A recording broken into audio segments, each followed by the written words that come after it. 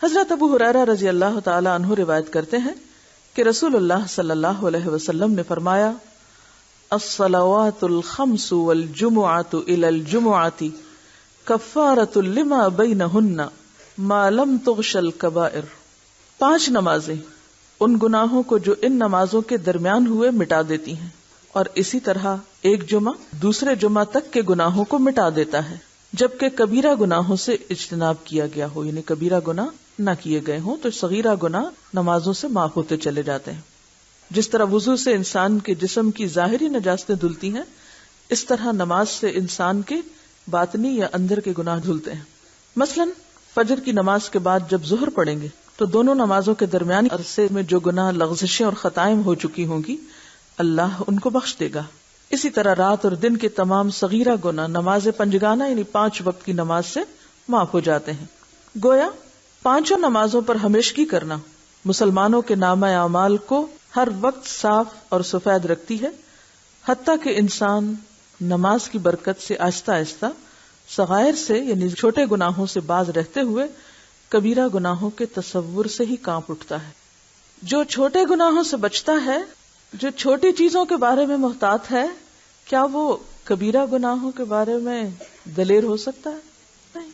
اور جب چھوٹے چھوٹے گناہ معاف ہوتے چلے جاتے ہیں تو انسان کا دل صاف ہونے لگتا ہے، انسان کی روح سے بوجھ ہٹنے لگتا ہے، پھر انسان کے اندر اور نیکیوں کا شوق پیدا ہوتا ہے اور انسان آگے بڑھتا چلا جاتا ہے. حضرت ابو ہریرہ رضی اللہ تعالی عنہ سے روایت ہے کہ رسول اللہ صلی اللہ علیہ وسلم نے صحابہ کرام سے فرمایا، بھلا مجھے بتاؤ، اگر تمہارے دروازے کے باہر نہر ہو اور تم اس میں ہر روز 5 بار نہاؤ، کیا پھر بھی جسم پر میل باقی رہے گا؟ صحابہ رضی اللہ عنہم نے کہا نہیں. آپ نے فرمایا یہی مثال 5 نمازوں کی ہے، اللہ تعالیٰ ان کے سبب گناہوں کو معاف کر دیتا ہے. حضرت انس رضی اللہ تعالی عنہ روایت کرتے ہیں کہ ایک شخص نے رسول اللہ صلی اللہ علیہ وسلم کی خدمت میں حاضر ہو کر عرض کیا کہ میں نے گناہ کیا ہے، یعنی مجھ سے گناہ ہو گیا اور بطور سزا میں حد کو پہنچا ہوں، بس مجھ پہ حد قائم کریں، یعنی مجھے سزا دیں. ایسا کون کہنے کی جرات کرتا ہے جس کو یقین ہے کہ اگر میں یہاں چھپ بھی گیا، بچ بھی گیا، چھوٹ بھی گیا تو کل پکڑ ہو جائے گی، تو بہتر ہے آج ہی پکڑ ہو جائے، آج ہی سزا مل کے دھل جاؤں. یہ ضمیر کے زندہ ہونے کی علامت ہے.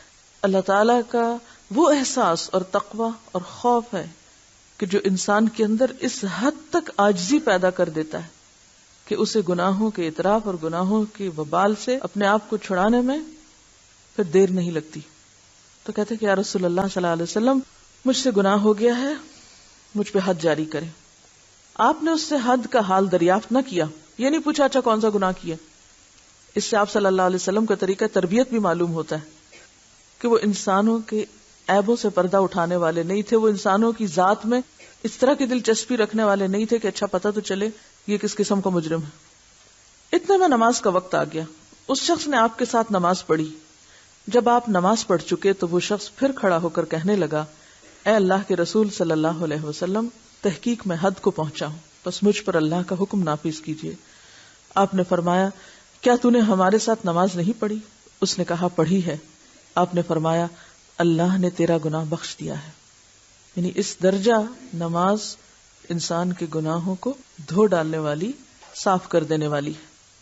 اللہ کی رحمت اور بخشش کتنی وسیع ہے کہ نماز پڑھنے کے سبب اللہ نے اس کا گناہ جسے وہ اپنے سمجھ کے مطابق حد کو پہنچنا کہہ رہا تھا معاف کر دیا.